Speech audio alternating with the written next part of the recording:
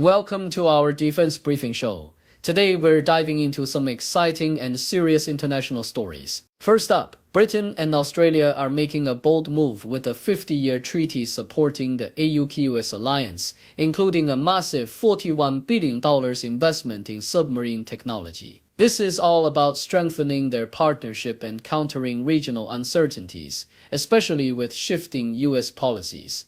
Next, we're looking at the escalating conflicts and political shifts around the world. In Sudan, paramilitary forces have launched a brutal attack in Kordofan, causing many casualties and deepening the ongoing civil war. Meanwhile, tensions in Southeast Asia between Cambodia and Thailand threaten regional stability, and the Gaza conflict continues to cause humanitarian crises.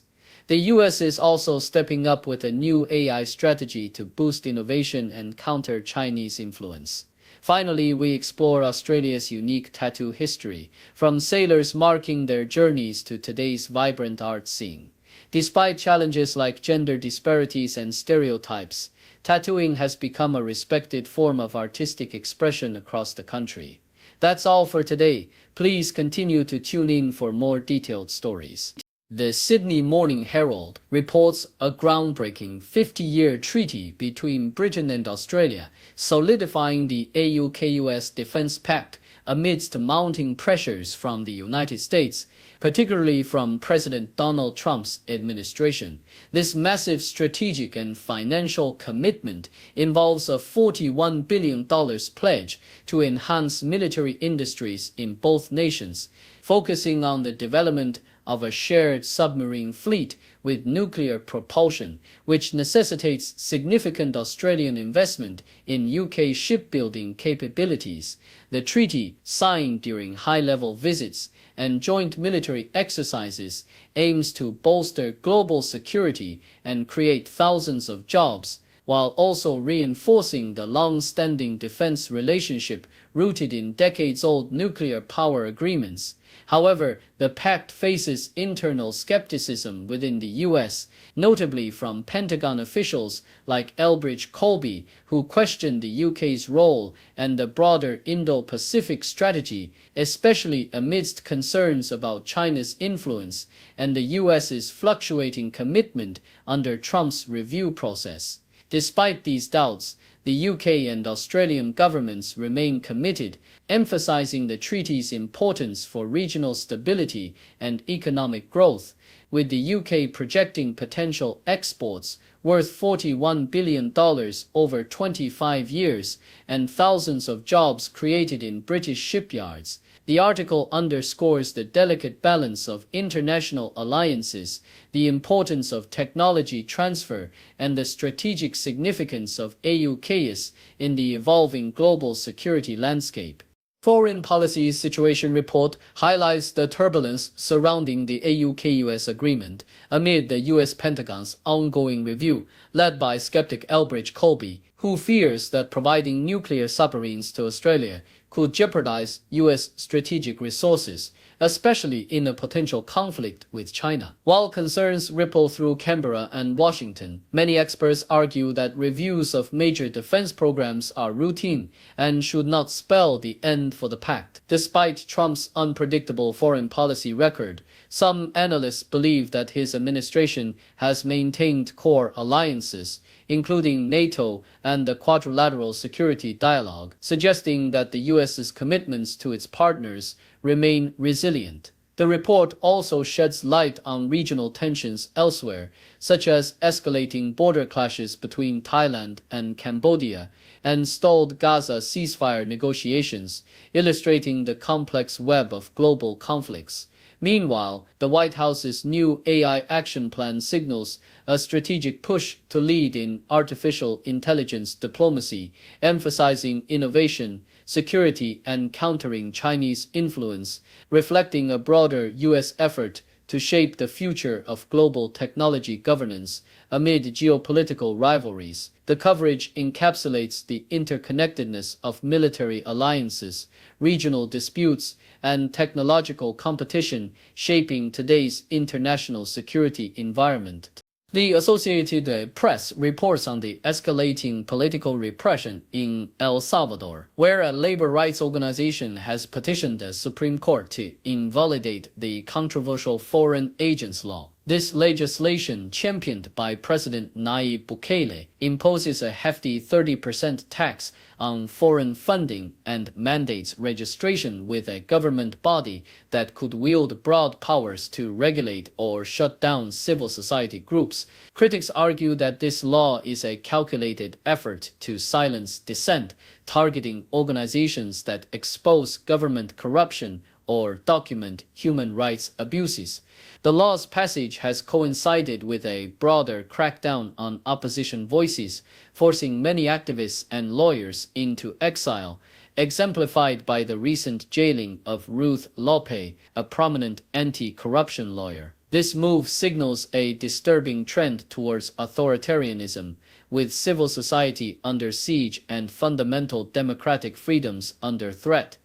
Deutsche Welle highlights the dire humanitarian crisis caused by ongoing conflicts and climate crisis in regions like Gaza, Sudan, and Syria, as the German NGO Welthungerhilfe warns of a bleak outlook for global food security. The report emphasizes that nearly 733 million people suffer from chronic malnutrition, a figure that has grown by 152 million since 2019, with the most affected areas being Gaza and Sudan. In Sudan, over 25 million people depend on humanitarian aid amid a brutal civil war that has displaced millions and created a catastrophic humanitarian situation, with aid efforts hampered by insecurity and delayed responses. Similarly, in Syria, after over a decade of civil war, nearly 15 million people are in need of urgent assistance, facing shortages of essentials like water, food, and healthcare. Despite these grim realities, the NGO urges political prioritization and increased funding to combat hunger, warning that austerity measures and cuts in aid, particularly from major donors like the US and Germany, risk costing lives and deepening suffering in these war-torn regions.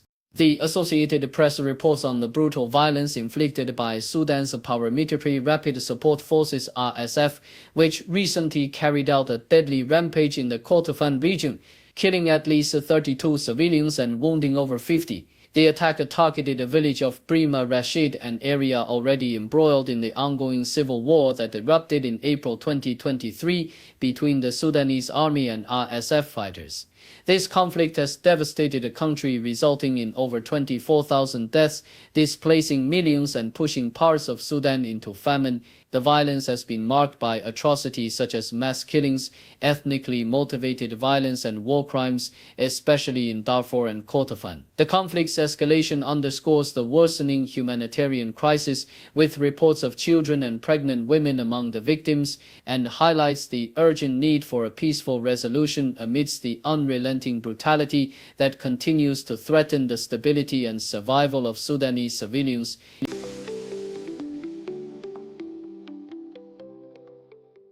Foreign policy highlights how Ukraine's resilience and democratic spirits serve as its most potent weapons against the Russian aggression. President Zelensky's leadership, reminiscent of Winston Churchill's wartime defiance, underscores the importance of rallying national unity through symbolic acts and inspiring rhetoric. However, unlike Churchill's inclusive governance, Zelensky's recent crackdown on anti-corruption institutions has sparked widespread protests, exposing a growing disconnect between the president and his people. These demonstrations, though challenging, exemplify Ukraine's deep-rooted civic activism, its grassroots energy, and collective resistance that have been instrumental in sustaining the country's fight against Russia for over a decade. The Ukrainian people's insistence on self-determination, even amid war, underscores that their democracy and civil society are their most formidable defenses, fueling ongoing resistance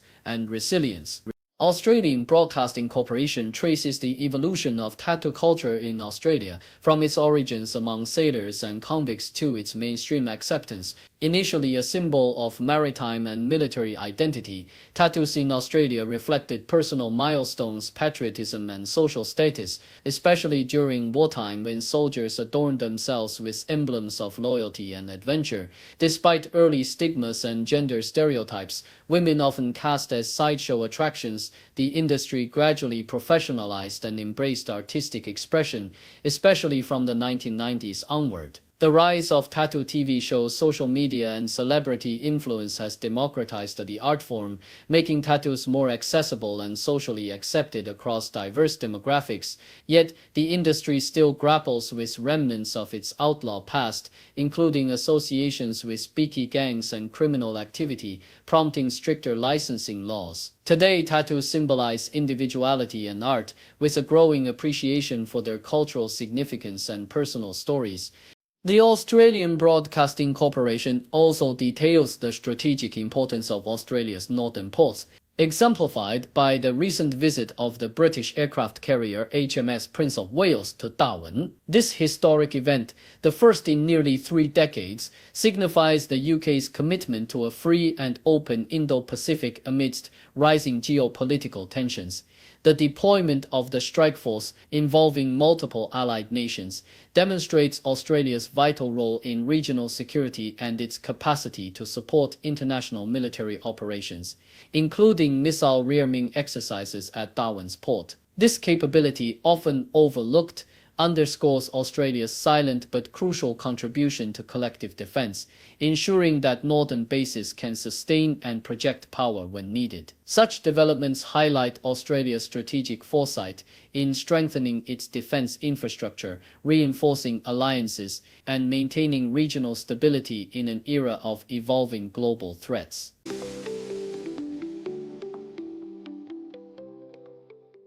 The Globe and Mail highlights France's historic decision to recognize Palestine as a state, a move announced by President Emmanuel Macron amidst the escalating global outrage over the humanitarian crisis in Gaza. Macron's commitment to formalize this recognition at the upcoming UN General Assembly underscores France's support for a two-state solution, aligning with over 140 countries worldwide. Despite supporting Israel's right to defend itself, Macron's frustration with Israel's ongoing military actions in Gaza has grown, especially in light of recent European condemnations against Israel's restrictions on aid and the killing of Palestinians attempting to access food. The recognition of Palestine by France, the largest European nation to do so, signals a significant shift in international diplomacy,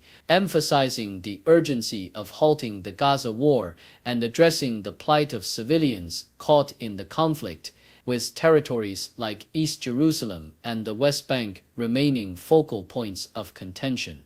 BBC paints a harrowing picture of life inside Gaza, where freelance Palestinian journalists are enduring unimaginable suffering amid the ongoing conflict. These journalists, the eyes and ears of the world, are now battling severe hunger, exhaustion, and health crises, often going days without food and suffering from debilitating fatigue, dizziness, and even collapsing during their reporting. Their stories reveal the devastating impact of Israel's control over Gaza supplies, with shortages extending from basic foodstuffs to water, and the inability to access banks and money transfers exacerbating their plight. Despite risking their lives to document the crisis, these journalists face restrictions on movement and access, with Israel and Egypt limiting entry and exit, further silencing Gaza's voice. Their testimonies underscore the catastrophic humanitarian situation, families eating one meal a day, children suffering from hunger, and aid supplies dwindling to nothing, highlighting the urgent need for international intervention and the resumption of humanitarian aid to prevent a mass starvation catastrophe. Thank you for tuning in. The content above showcases the latest briefing reports and analytical synopses thoughtfully curated by the 6DO team. These insights stem from a wide array of reputable media outlets, think tanks, government sources, and specialized experts worldwide. We encourage you to explore these sources for a comprehensive perspective. Keep in mind that while the content may not always align with the official standpoint of 6DO Brief, it's not meant to be taken as absolute directives for decision-making. Comprising seasoned media professionals, learned scholars, and accomplished scientists, the 6DO team embodies a trailblazing, fully independent media entity. To customize 6DO Brief to meet your professional needs, you have the option to subscribe to a diverse array of briefings on our website, 6dobrief.com. Regardless of your location, you can conveniently receive 6DO Brief via email.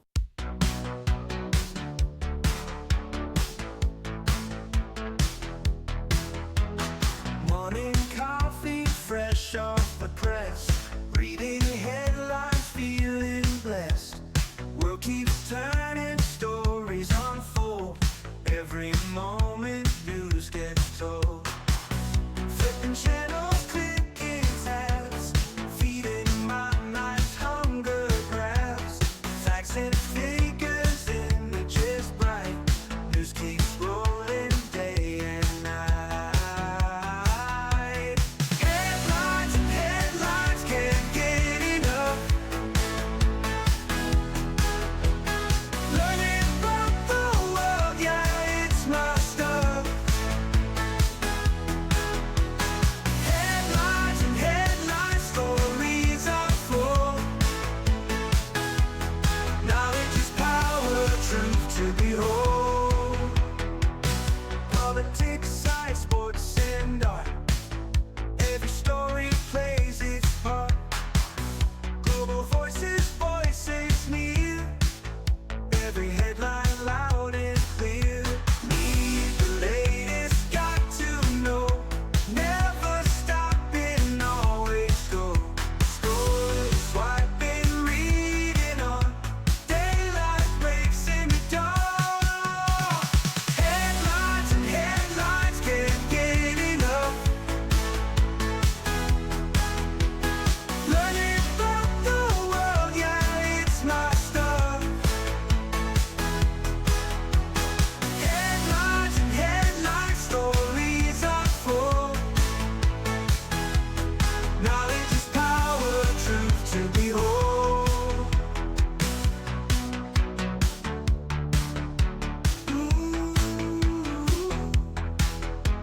Need the latest, got to know. Never stopping, always go. Scrolling, swiping, reading on. Daylight breaks in the dark. Headlines and headlines, can't get